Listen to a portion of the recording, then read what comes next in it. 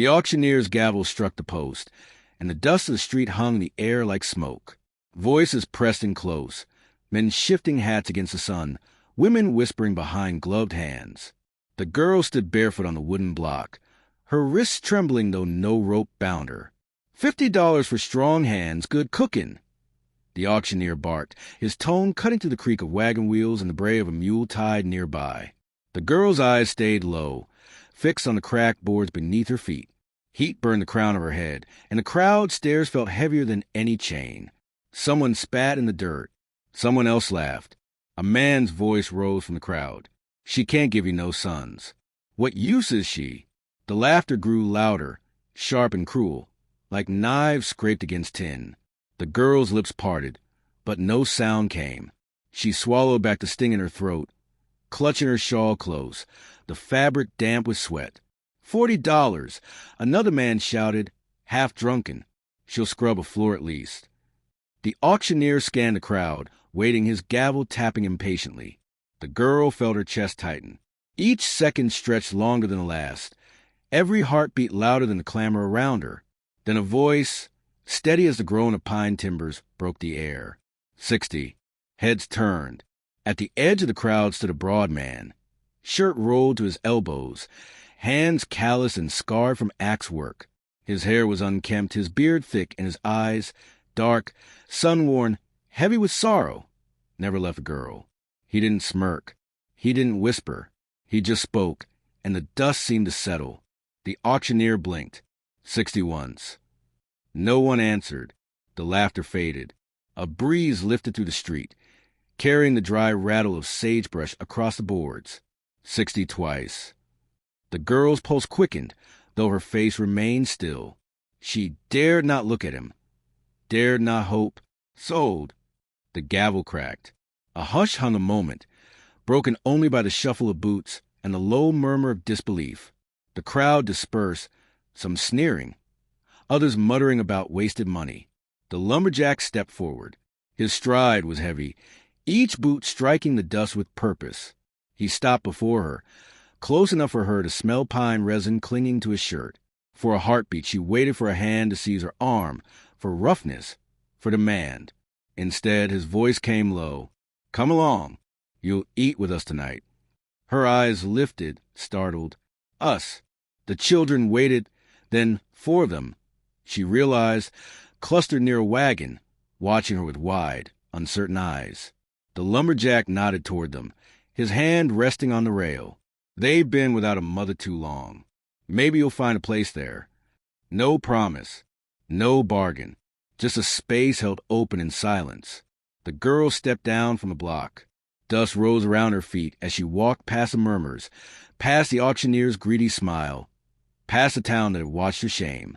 And the old storyteller's voice would linger, years later, saying, she was not bought as a servant, nor taken as a bride.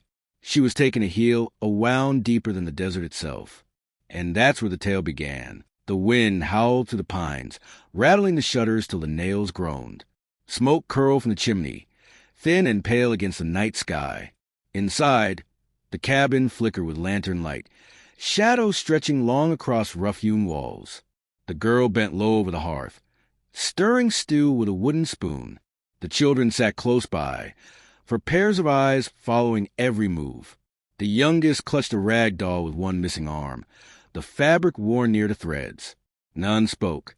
Their silence pressed heavy, like the hush before a storm. The door banged open. Cold air swept in, carrying pine needles across the floor. The lumberjack stepped inside, shoulders wide, axe still in hand. Snow dusted his beard. He set the axe against the wall, the thud sharp final.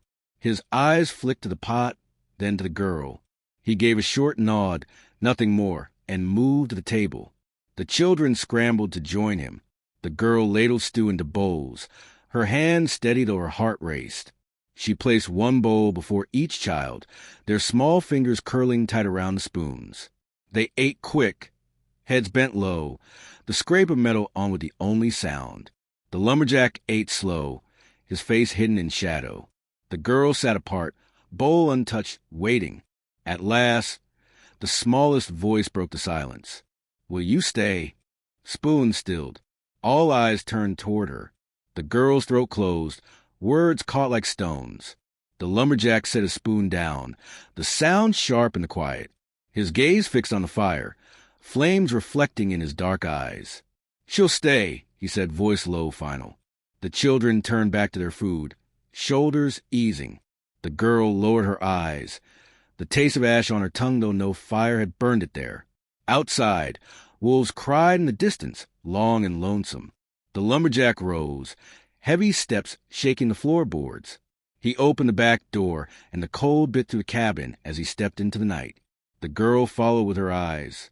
Beyond the doorway, she saw it. A small wooden cross, set crooked in the earth beneath a pine. Snow lay thin upon the mound, untouched. The lumberjack stood over it, head bowed, arms hanging at his sides. His breath rose in clouds, dissolving into black sky.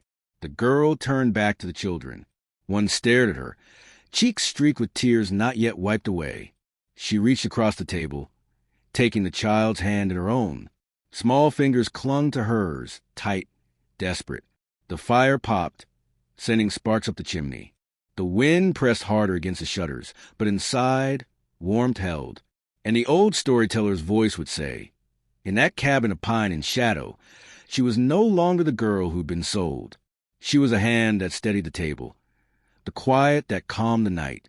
And that was how the bond first took root. Boots scraped across the saloon floor, chairs shoved aside as the outlaws swaggered in. Their spurs clinked like chains, their laughter sharp enough to cut glass. One slammed a bottle against the bar, liquor spilling over the wood.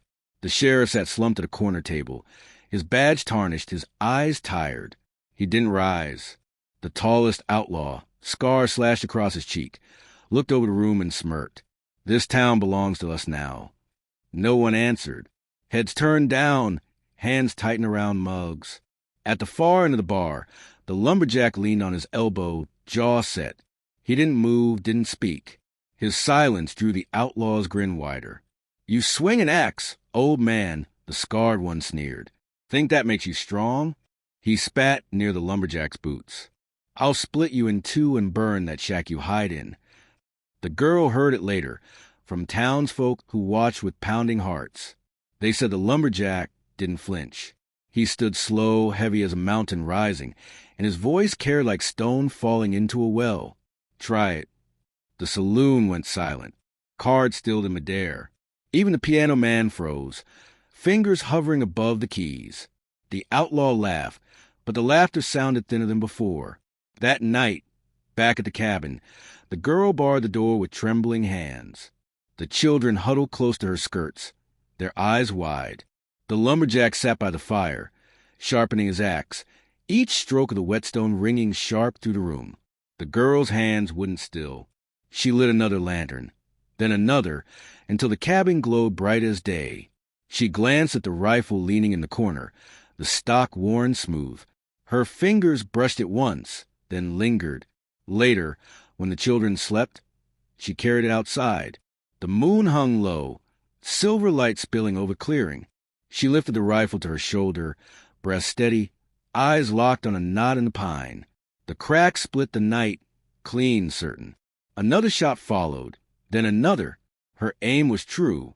A figure stepped from the shadows. A drifter, coat frayed, hat low. He had been watching. "I know you," he said, voice rough. "I seen you before. Not as some sold-off girl. You're blood of a gunfighter. Ain't no hands learn aim like that by chance." Her jaw tightened. She lowered the rifle without a word, but her silence was answer enough. The drifter tipped his hat. "They'll come for him. And when they do, you best remember what you are." The pines moaned with the wind. In the cabin behind her, the children dreamed restless. The lumberjack's axe struck would once more, the sound echoing to the canyon like a warning. And the old storyteller's voice would say, the outlaws drew close that winter, thinking to break a quiet man and his barren wife.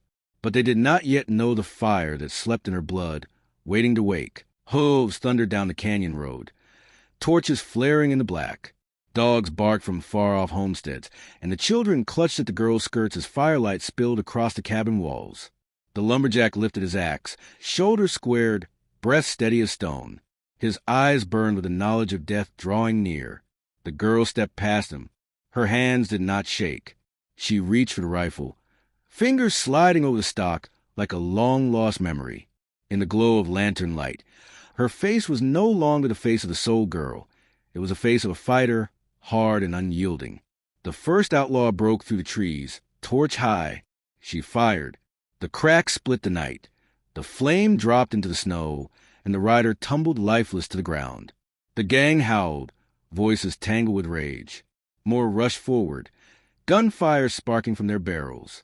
Bullets punched through the cabin walls, splinters flying. The children screamed, the youngest covered her ears. The lumberjack roared, swinging his axe as a rider stormed close.